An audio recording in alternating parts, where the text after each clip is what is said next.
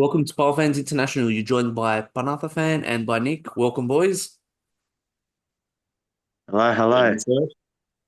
Not the most pleasant of results-wise for us this week, but gotta the show must go on. Let's talk about what happened, and result-wise, obviously the Europe and the basketball weren't great, but we'll talk about our perspectives and hopefully we can make some sense out of, what happened and moving forward. Let's start straight away with the Panathinaikos game against Fiorentina in the Europa Conference League. Now, we did go down 3-1 with an aggregate of 5-4. The first goal was from Mandragora in the 12th minute. That was off a short corner or a corner. Wasn't cleared too well by our defense, I think. And um, the guy hit a rocket, had all the time in the world. And I think there was just a mix-up in communication on the players and I think between maybe Siopis and can't remember if it was Maximovic. There was a bit of a mix up, or and no one really pressured the guy, and he just hit a rocket um, past Dragowski. The second goal came from Gudmundsson in the 24th minute. It was a rainy game. It was a wet pitch, and Vainidis tried controlling the ball, slipped. They got the ball counter, and the ensuring shot was deflected past Dragowski. I think he may have had it covered. You don't know, but the shot definitely put it past him. And then 75th minute, Moises Kane with the dagger with what really hurt us. I think it was just like a long ball. He just flicked it or, turned it past Ingerson and then just coolly placed it to make it 3-0. In the 81st minute, Fortis scored via the penalty spot. It was a brilliant move from Ulnahi, who made a run with the ball in the box. He dribbled past one or two players, and then they just did a clumsy foul. I don't even know what was going through that Fiorentina player's mind, but he just blatantly tripped Unahi. Fortis just blasted a penalty, very reminiscent of a Basina style, keeper's left top corner, and then the icing on the cake. That gave us hope, and then the icing on the cake was Mladenovic getting his second yellow, being sent off in the 93rd minute for pulling back a player off the ball to kill off the attack. Boys, how did we see the result and what do we make of it as well moving forward?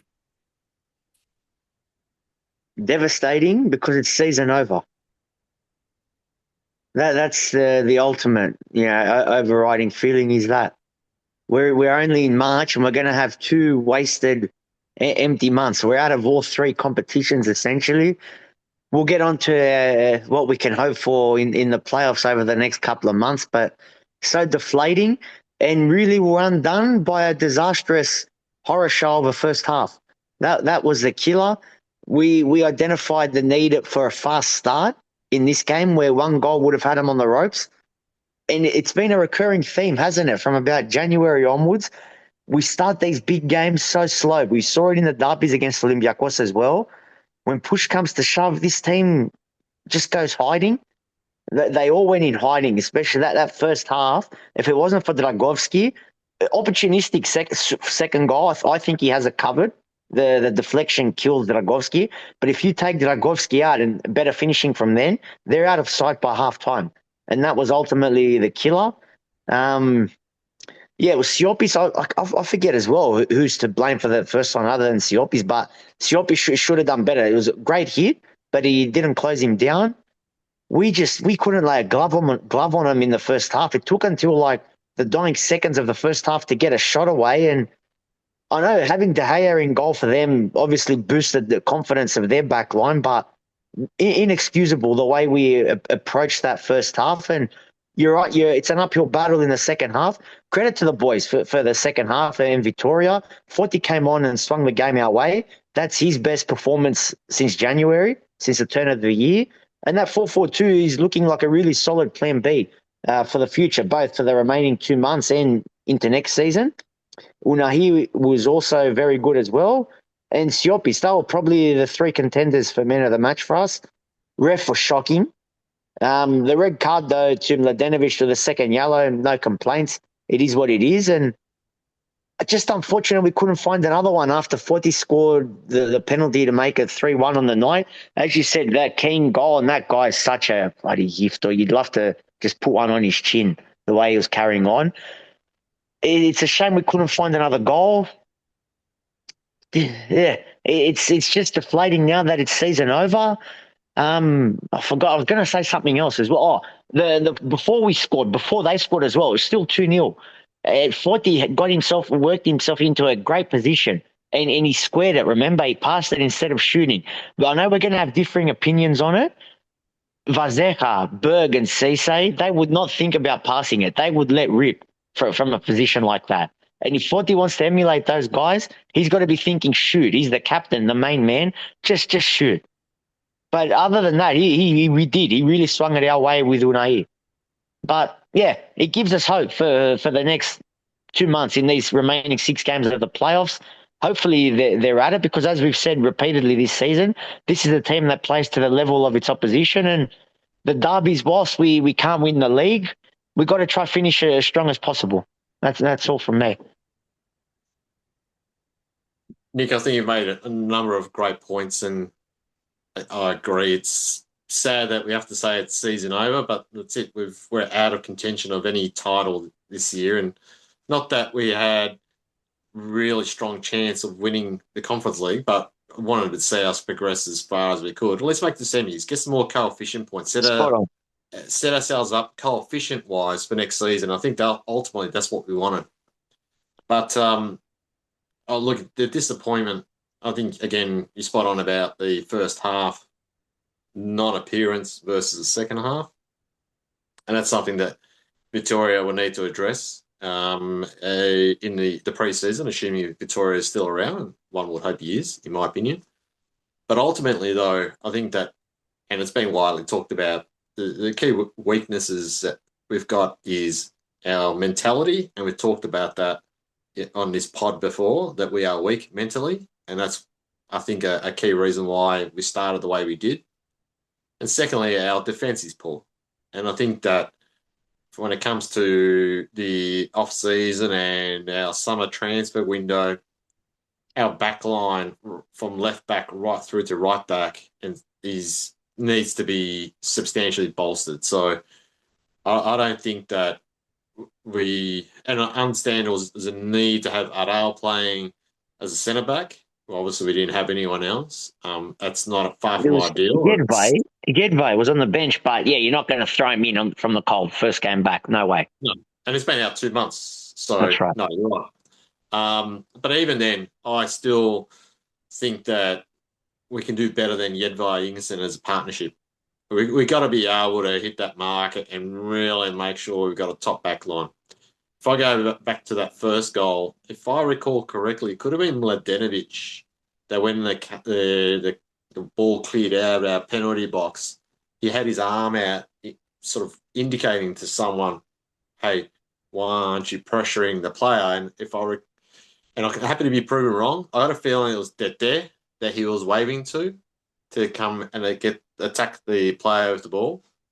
Who's at fault? I don't know. And that's, to me, it's not just our back four that's weak defensively. Yeah, parts of our midfield are weak. Dete and Unahi they're not the type to do the defensive pressure, and that just puts further pressure on a back four that's weak as it is. So realistically, I'm very frustrated with the fact that we could have had at least one more goal. I'm very frustrated that the referee did us absolutely zero favours. And if I could recall correctly, it was in the injury time that the red card came through, and there was several stoppages for cramping or injuries or goal kicks or whatever. and yet the referee didn't add any time to the injury time. Yeah. Yeah. And 7 minutes and like 2 it's seconds. 7 minutes and yeah, something like that. 10 seconds, 5 seconds, whatever it was. Right? And it was at least 2 minutes stoppage within that 7 minute period, and adds nothing. Different if it was a 3-0 aggregate lead, then it wouldn't account for anything. But one goal would have saved the tie, and it does that. Anyway, look, I can't blame the referee for that result. The No, reality is that we are the ones that cost ourselves. It's as simple as that. 100%. 100%. And that's what makes me sad. So as I'm sitting here talking to you boys, I'm not so much angry. I'm just more sad. Sad that we're in this position now where the season's over, and sad that we had what potentially was a good opportunity to make a big statement in the Conference League. We've improved by 100 odd spots. We've still made inroads on our European ranking, which is going to help us in the future.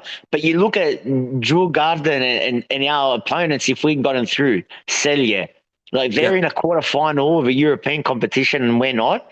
Come on. And it would have been, it's what you said, we're never going to win this competition, but we would have gotten to the semis, honestly, if we'd gotten through. Yeah, If we'd gotten through this one. But you know what? The undoing, it's like the league. You trace it back to bloody Alonso. When Vitoria took over, we were 1 point after 2 games. We get in the top 8. We don't even play Fiorentina at this stage. yeah, you're 100% right. I mean, we're chasing our tails from the moment Vitoria took over, and look, I'm glad that we made it that far, considering the Alonso season looked like an absolute disaster in the making. But yeah, one can't help but feel disappointed that we could have done more, Oh, yeah. and that's the saddest part of all. And I look back on the Djurgården result. I look back on the Borats game where we should have won that, and we could have been having a different conversation tonight. Yeah, yeah, a lot to talk about. Talk about the match itself. Yeah, very disappointing that first half. It was complete opposite to our home leg.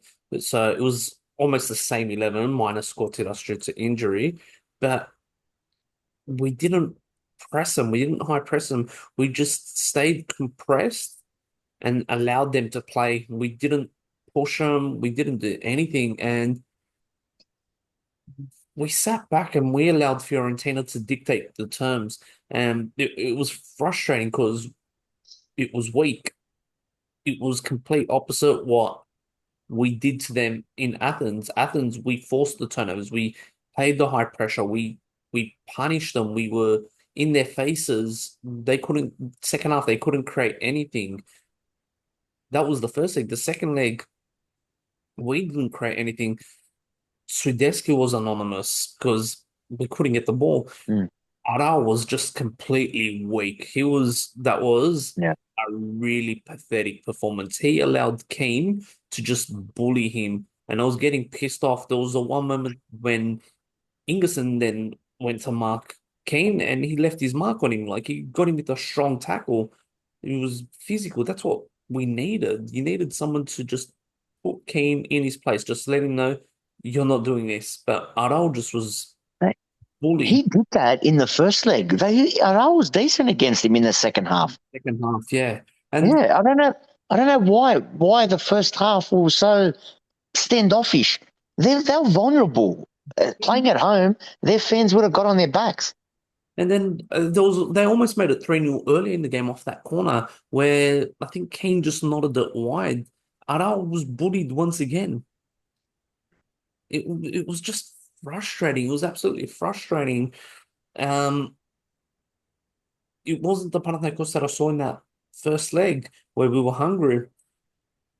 The second half, What do you put the slow starts down to?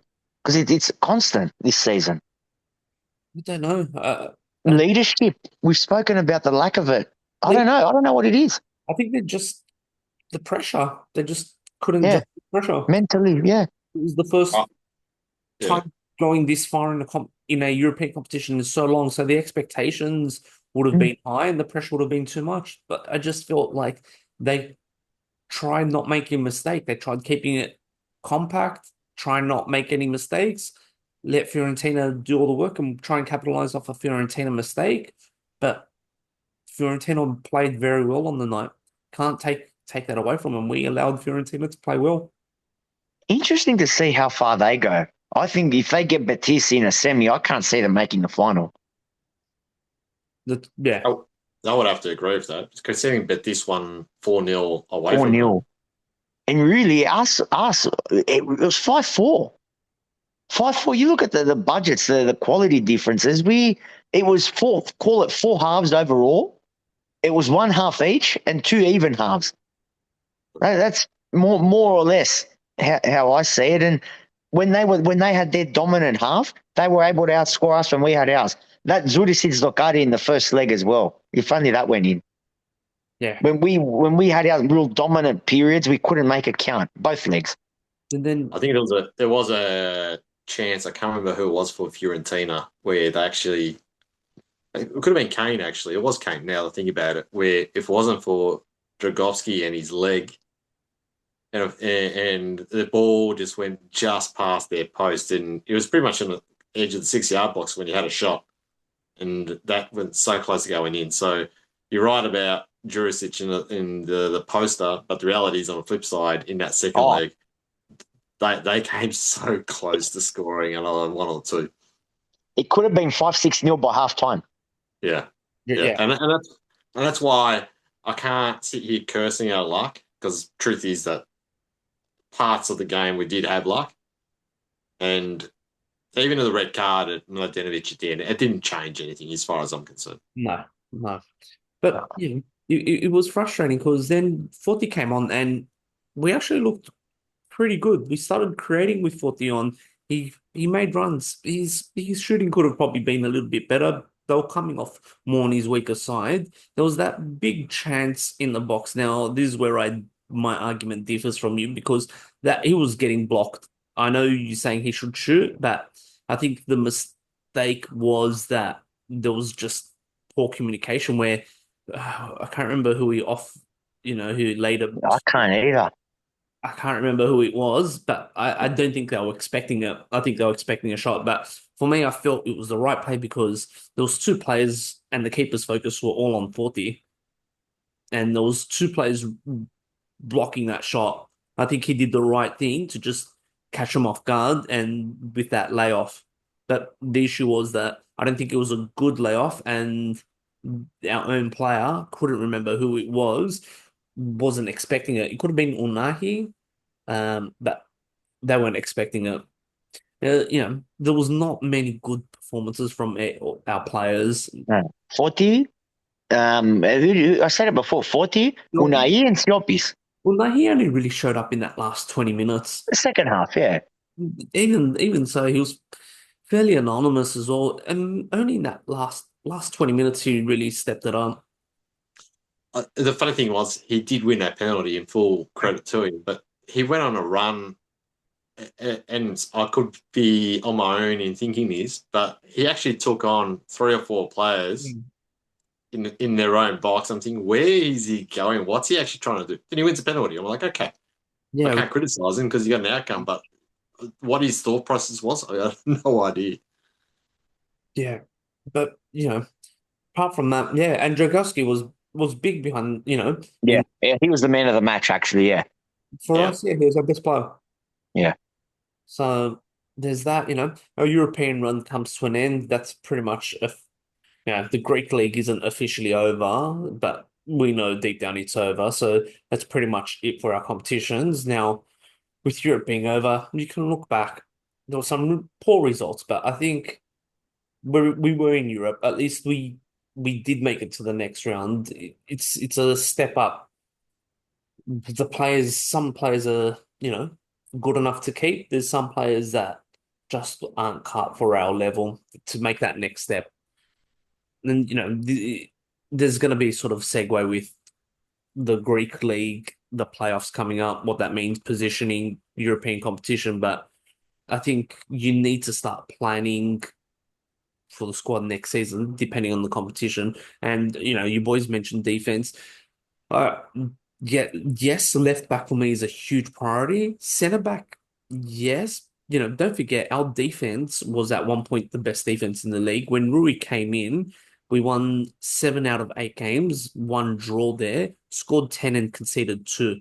The defense was very good prior to that ZS game where we conceded 2 and we lost Yedvay as well. So that's when the problems defensively really started showing. We missed that aggression from Yedvay, and I think in this Fiorentina leg, King would have not been doing that at all.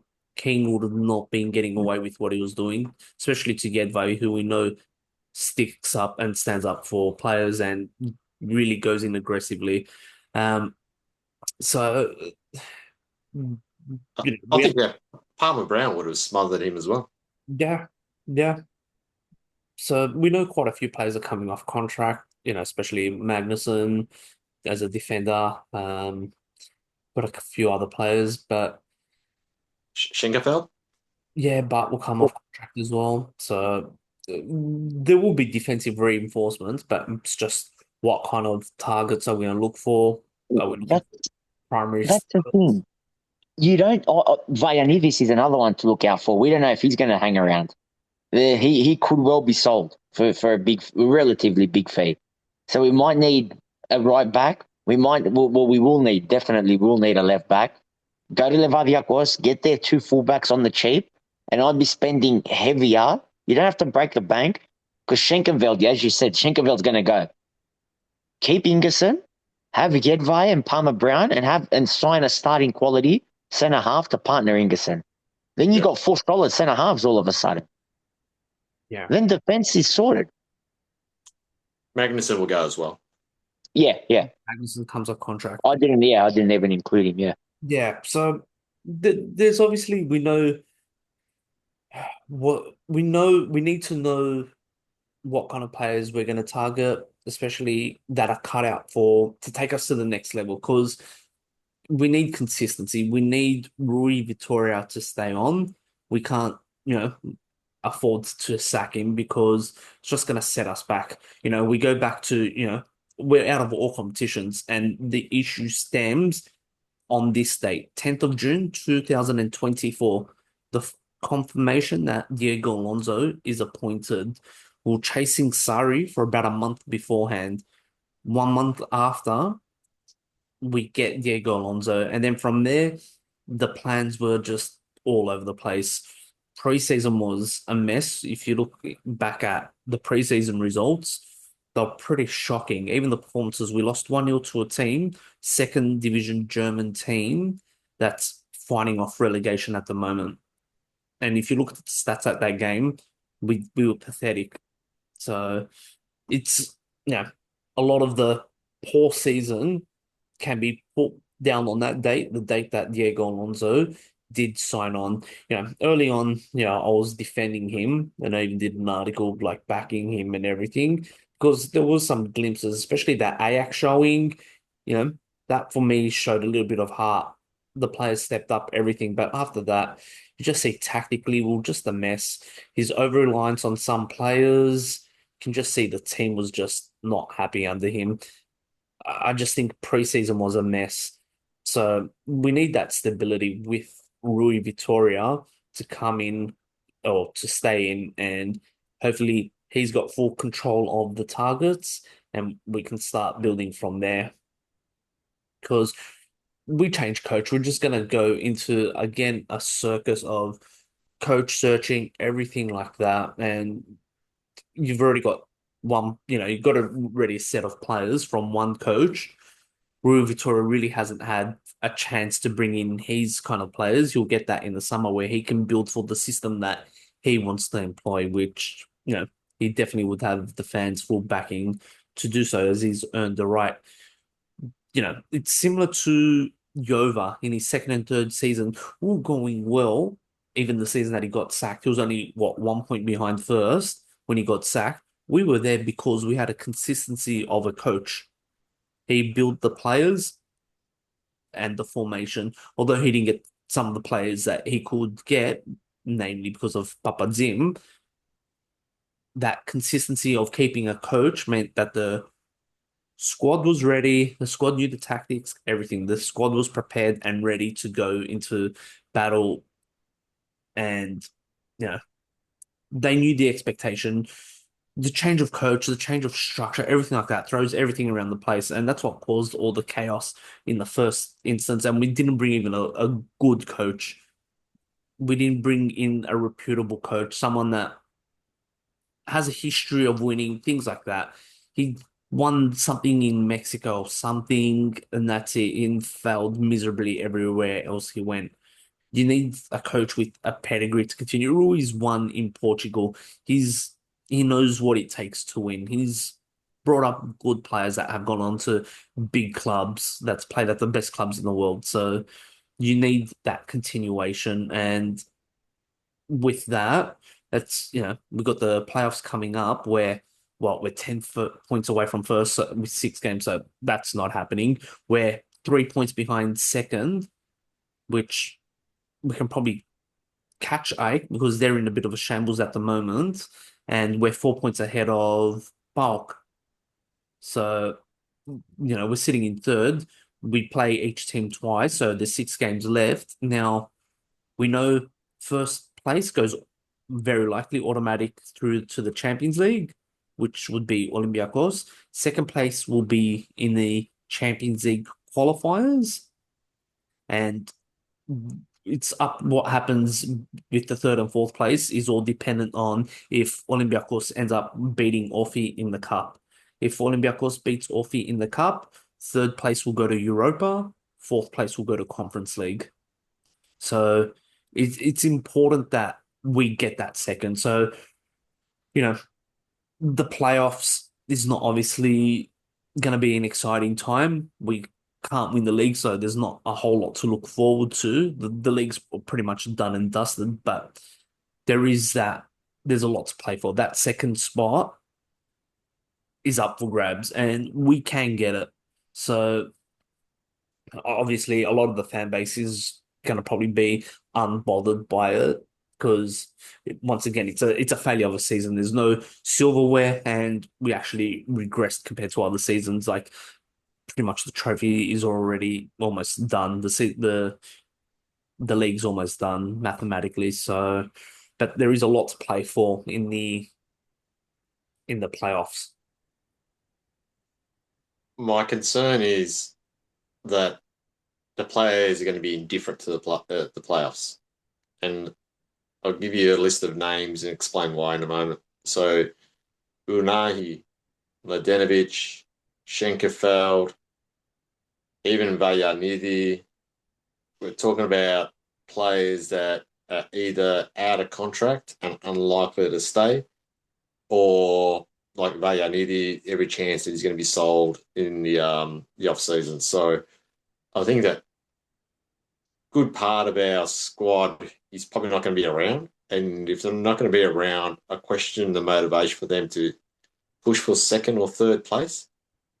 Second place as opposed to third.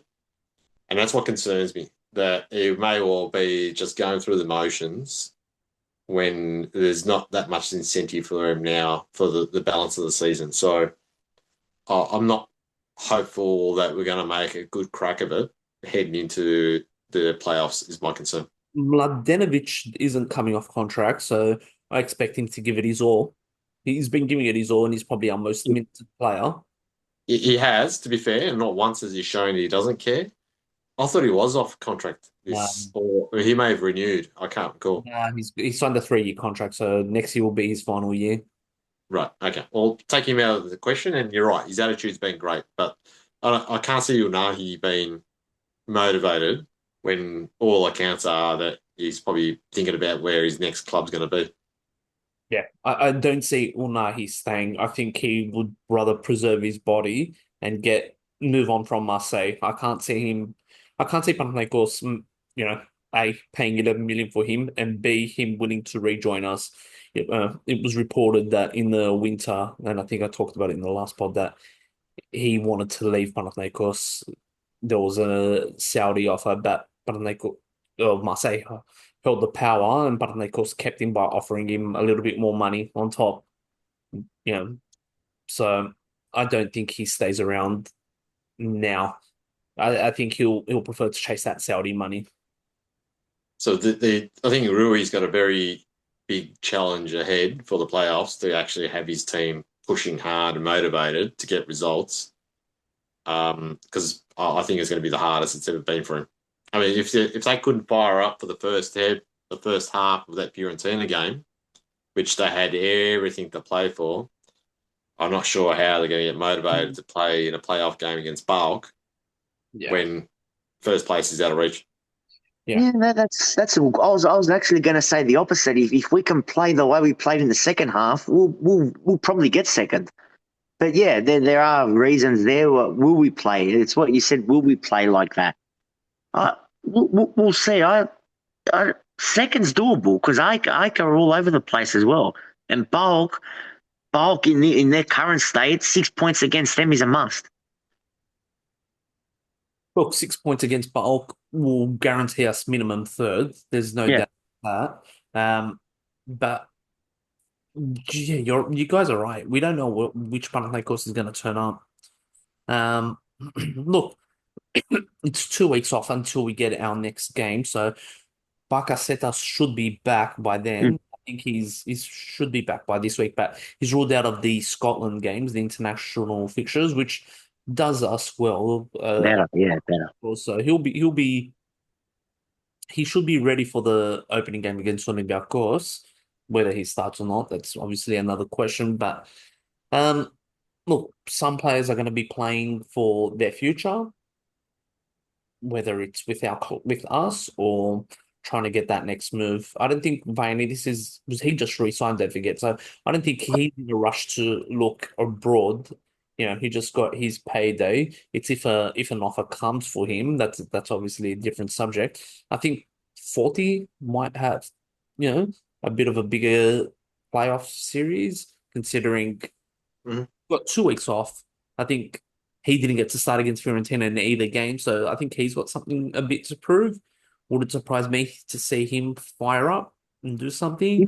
He might come off a great international break for the Ethniki. You just don't know. And sometimes that's all it needs, just that little bit of a break, just rejuvenate, find your happiness again, and come back.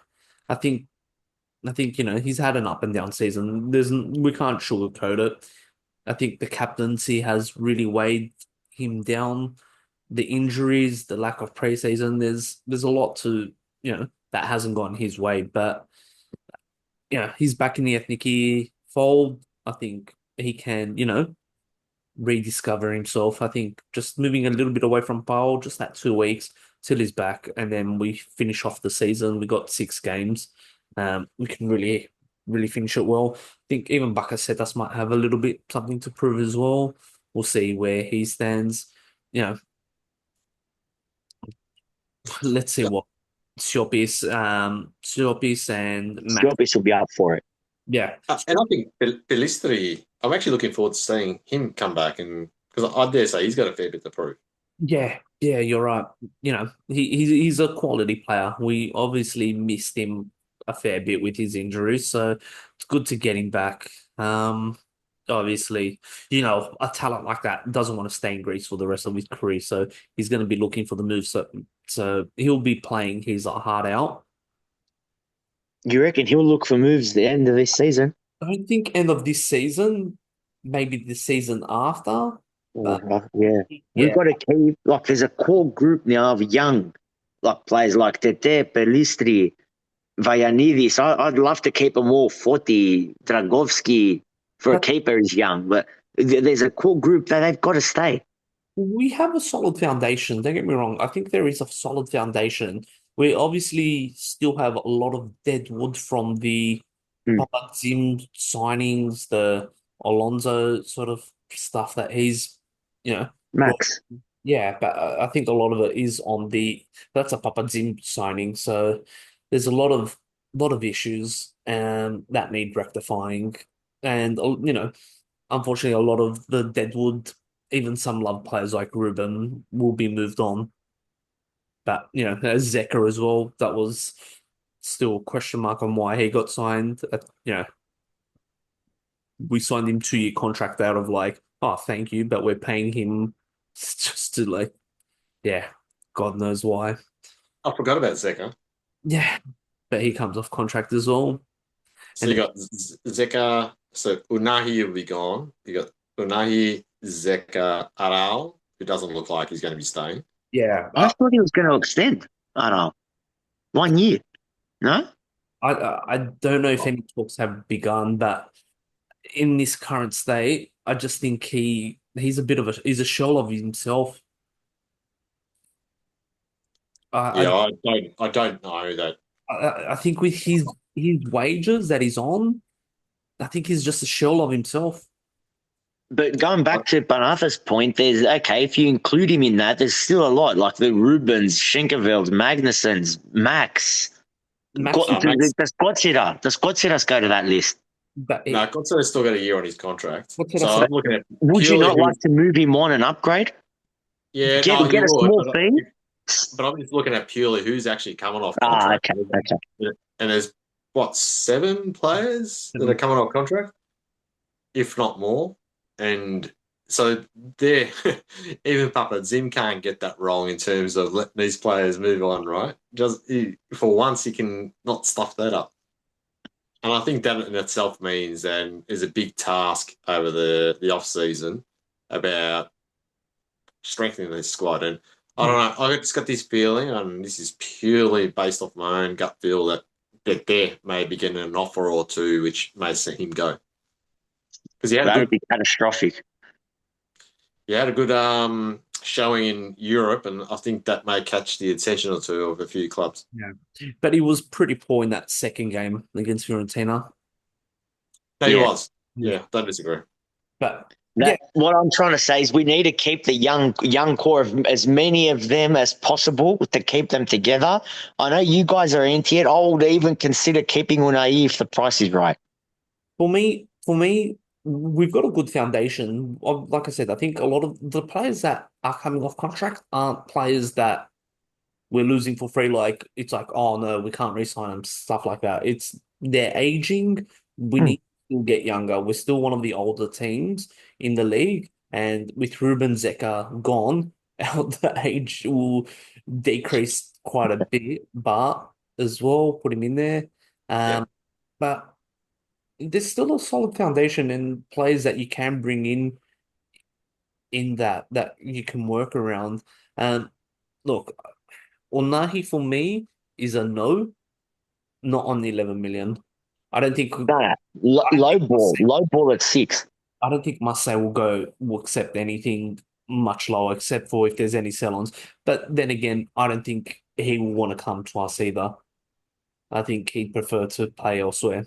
There's just a lot at risk. I think with me, from what I've seen, he doesn't do the hard work that you want your players to do.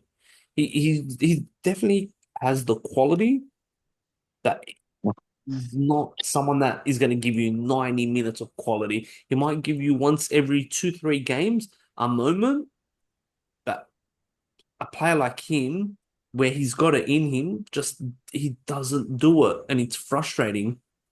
That's why he ended up in Greece this season in the first place. Yeah.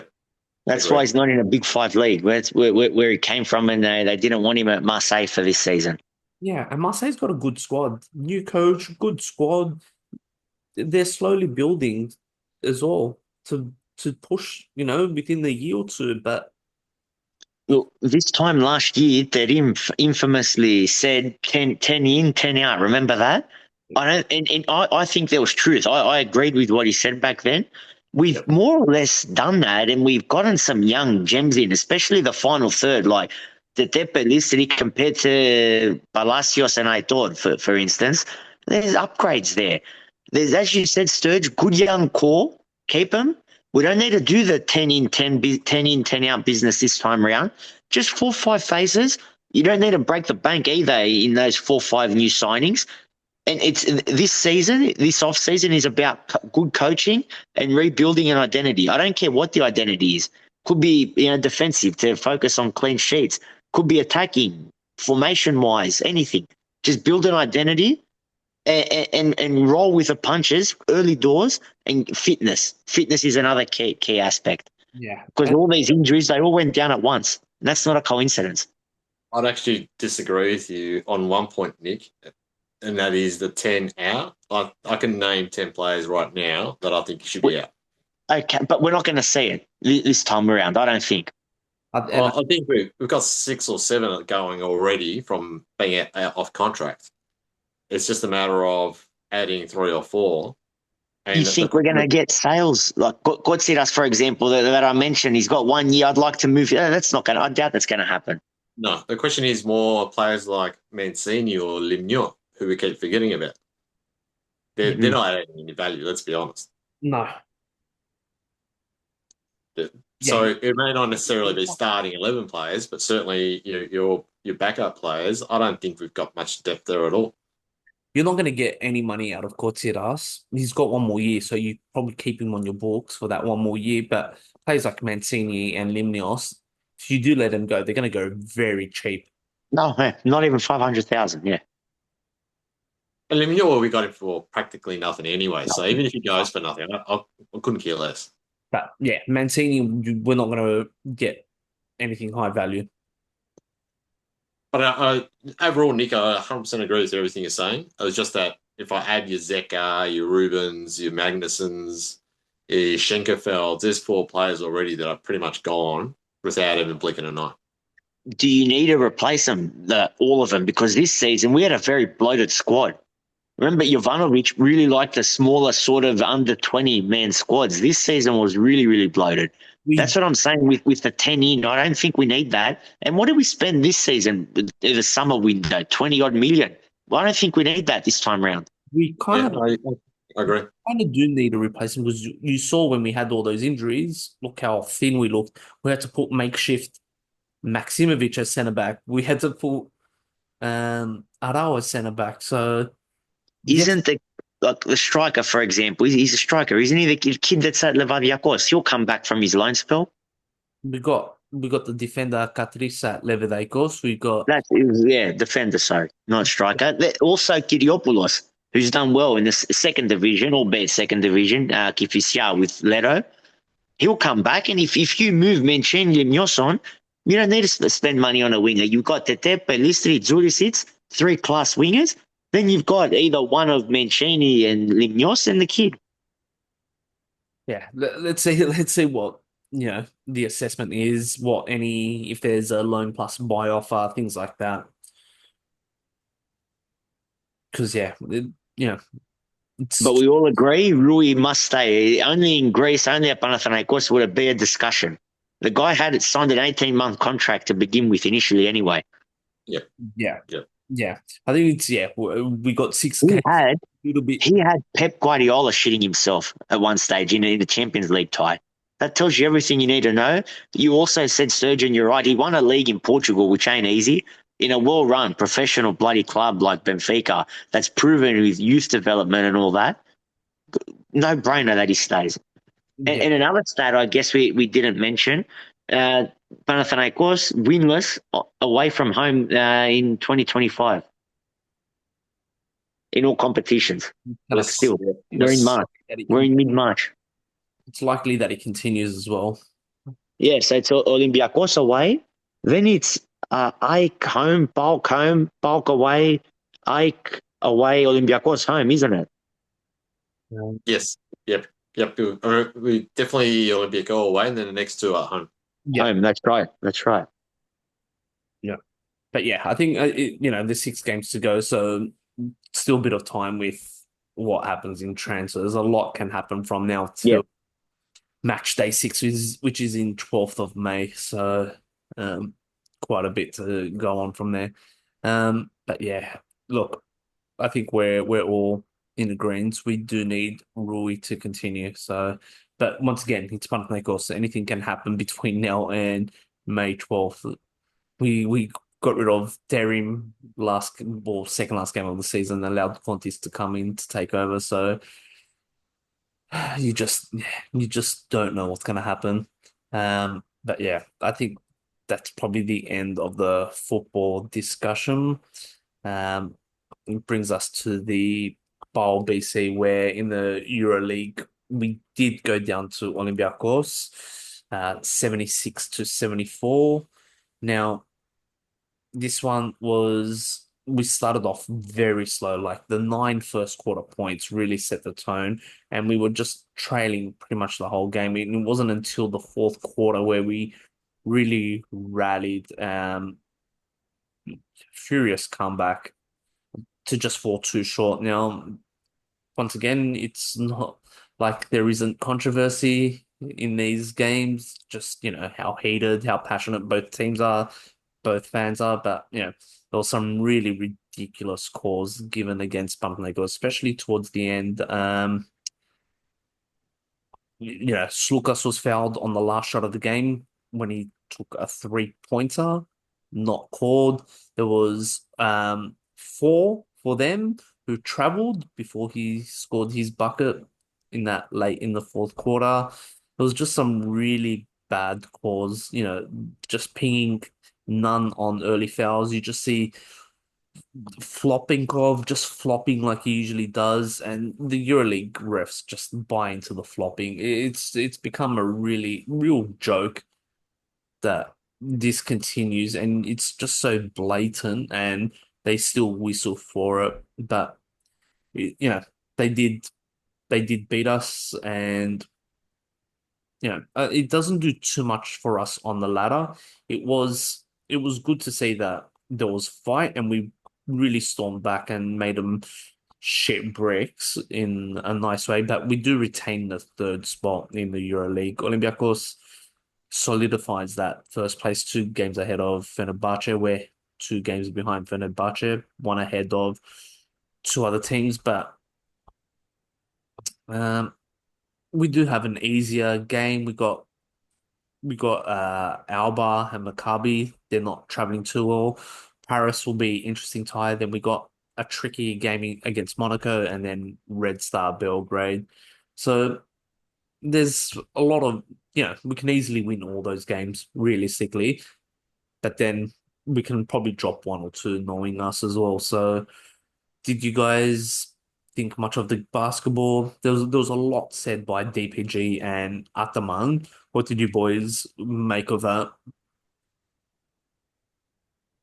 In terms of, and I know Nick's got some interesting thoughts around statements from Ataman, but in terms of the game itself, I mean, I think we were close to 10 points behind, even if like a bit over a minute to go in the game. So we had that last minute surge in the game, but the reality is that we were fighting from well behind for just about the whole game. And truth is that defensively, they did the number on our players, and yes, the refs did us no favors at all. But some of our players, and Kendrick Nunn certainly was not as impactful as what we wanted him to be. And my concern is going into the playoffs that the opposition teams in general have found ways to shut him down. And if other players aren't firing, then it's going to cause us issues into the playoffs. So one's hoping that we're still trying to find our feet, and I'm confident that we will. Touch wood. Injuries is probably I think the injuries is probably the thing that can really derail us from here on. If we can get our players fit and healthy, then still think we're going to go deep into the playoffs. Yeah, I think for Final Four, I can definitely see from here, honestly. Sturge also said it as well. There's winnable games, and we'll probably end up losing at least one game before the playoffs. Look, when you've got Giannakopoulos as your proedro, Ataman as your coach, and Slukas as your on-field leader, there's nothing to worry about compared to the FC side of things. And you see it that it rubs off on the fan base, on the rest of the players as well. I don't doubt we'll be ready to go by the time playoffs and Final Four comes around. And unlike our football club, the basketball club has got many leaders that are not shy in coming forward and sharing their thoughts. A question I actually had for you guys, Lesor, he must be somewhat close, surely.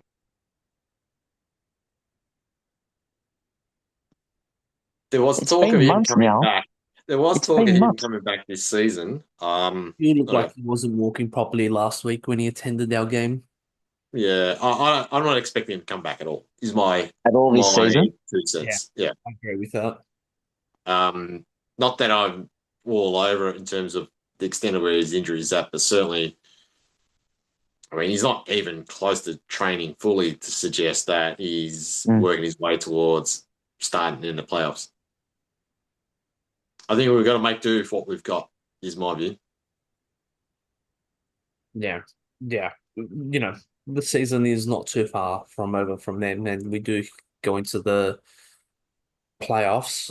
So that will be interesting timing. I think getting the locking that third is imperative. That top four is really imperative that we lock in. So, and then from there, it's just can go either way.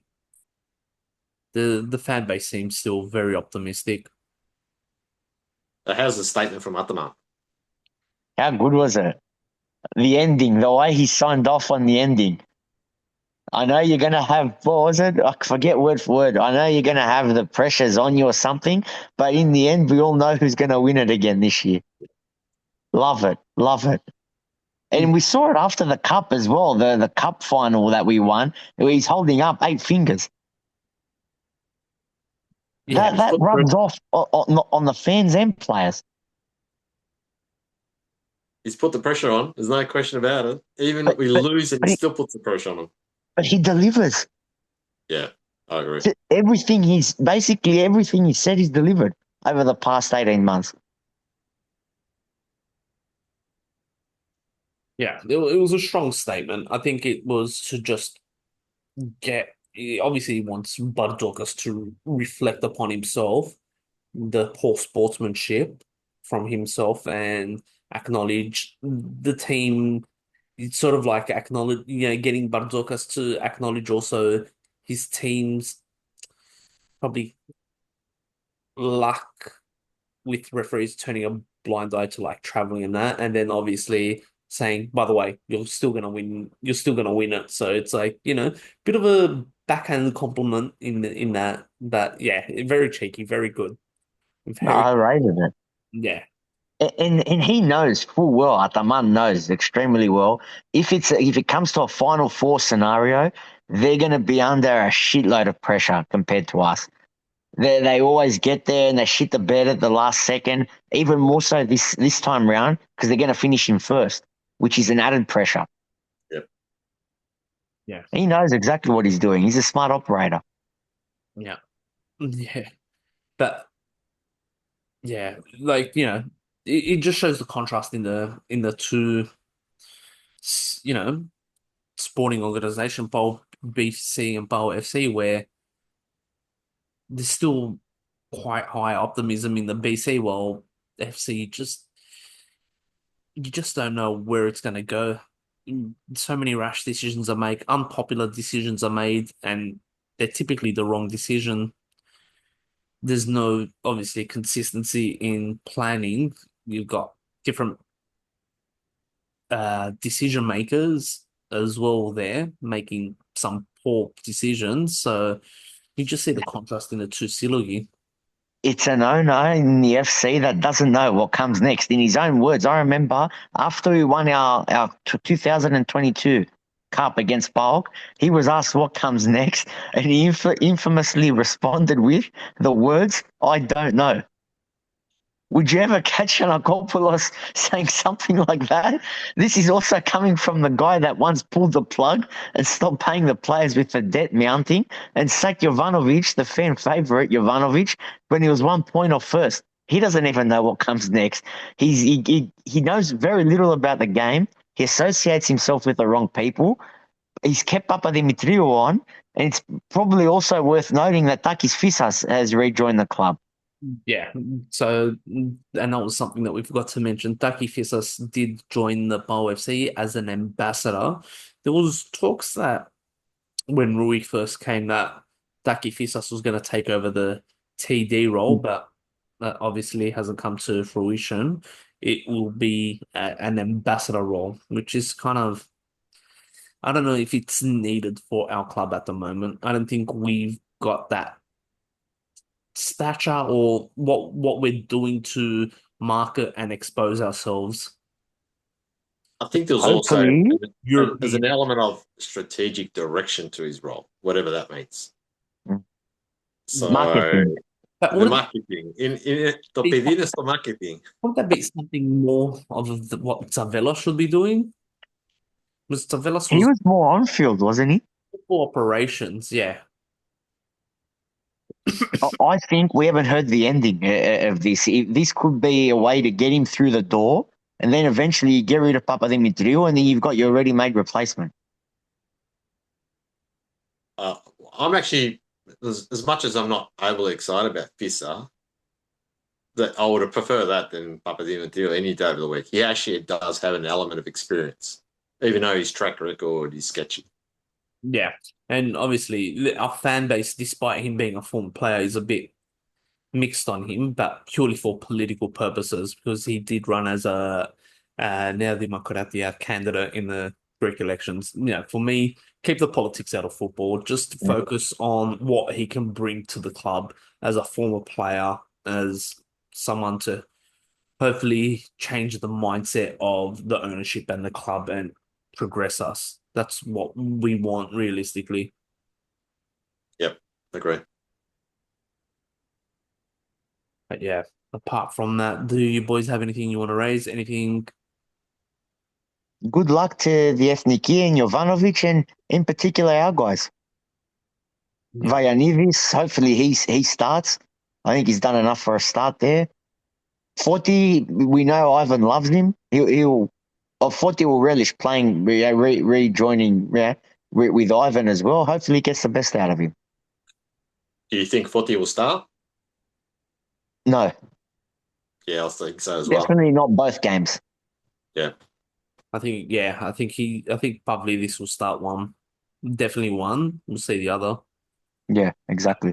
Good, PAO FC does have that 2 week break, so a lot of those gives those players that bit of time to come back. Your Palmer Browns, your Bacacetas, and obviously Yedvai should be ready to go as well. Your Bellistri. pleasure. Bellistri is actually with Uruguay. Actually, Yeah, you're right. You've got the call up. Yeah. Yeah, Nahi would be with he's with Morocco. and then obviously the Serb contingent minus Jurisic. I think he retired. Yeah, Yeah. Well, I was going to say the Slovenians. We're down to one. Sedin will probably go. yeah, but And he's had a very poor season.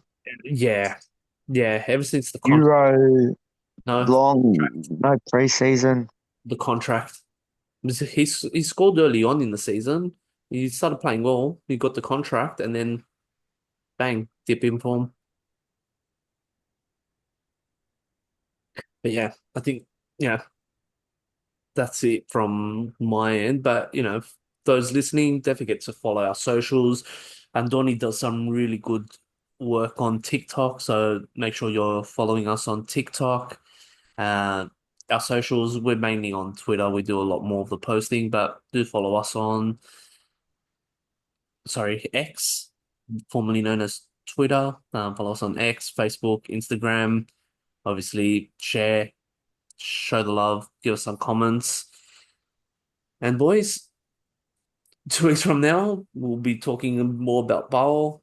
Obviously, the Americans will be taking the next one, but it's a little bit of a break. We can obviously get some better sleep, get our sanity back from just the disaster results from this week, and then yeah, we'll recuperate. Taleme, thank you. Thank Oh, you, boys. you're about to say something, Panathafan? No, I was going to say that I look forward to refreshing and coming back a bit of energy and looking forward to the season remaining because, yeah, well, I think we're a little bit deflated after that Pure 10 result. Yeah, Yeah. Taleme. And fuck Parramatta Eels next week.